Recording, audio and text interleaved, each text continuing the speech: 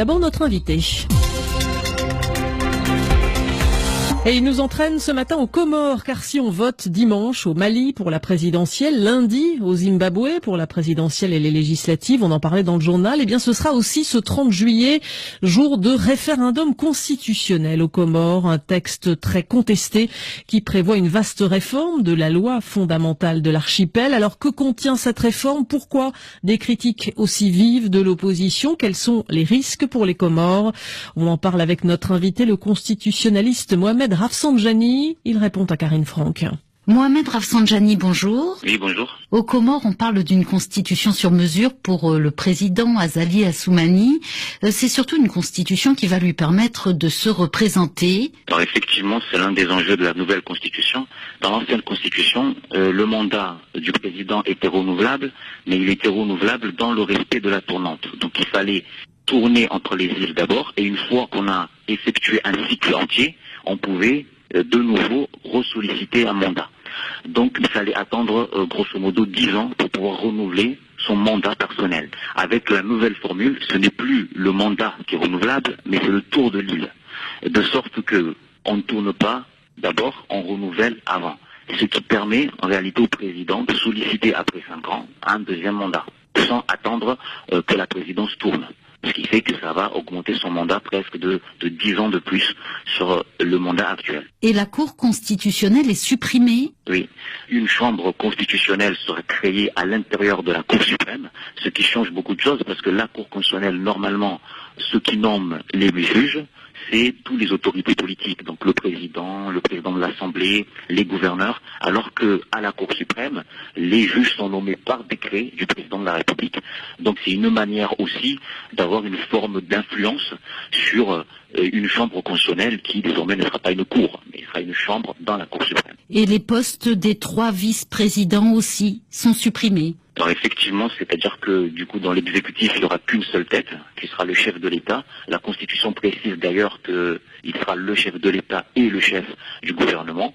Et donc comme il n'y a pas ces vice-présidents qui dans la formule actuelle ont le pouvoir de contre-saint, ont un pouvoir de nomination qui est assez important, ça exerce une sorte de contre-pouvoir au sein de l'exécutif même, sauf que là, dans la nouvelle formule, il n'y aura que le président de la République qui sera la figure de l'exécutif. Quels sont les arguments du pouvoir? Il y a essentiellement 2 arguments, c'est de dire que la forme de l'État, donc la forme fédérale de l'État, parce qu'aujourd'hui les Comores c'est un État fédéral avec des îles autonomes, et ils expliquent que la forme fédérale est budgétivore, qu'il y a beaucoup d'institutions qui se superposent, et qu'il faudrait passer à un État unitaire, parce que de la sorte, ça serait facile à fonctionner, et surtout ça serait économique.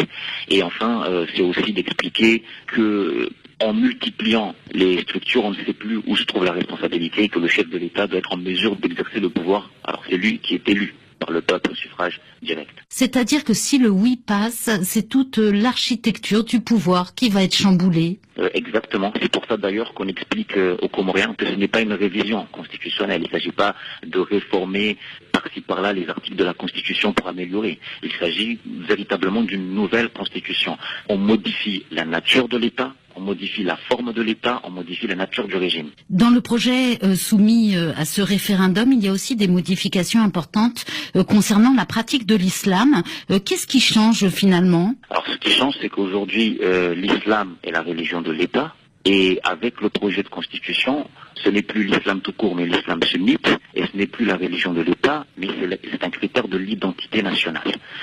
Donc si vous n'êtes pas sunnite, vous ne faites pas partie de la communauté nationale. C'est beaucoup de risques pour les chiites? C'est beaucoup de risques pour les chiites, puisqu'aujourd'hui, même en étant une simple religion d'État, ils sont persécutés. Vous imaginez, si ça devient un critère de la nation, il y aura un fondement juridique pour fonder la persécution. Et ce référendum se tient dans un climat qui est tout sauf serein et apaisé. Eh bien, en fait, il y a eu beaucoup de manifestations pour redemander le rétablissement de la Cour constitutionnelle.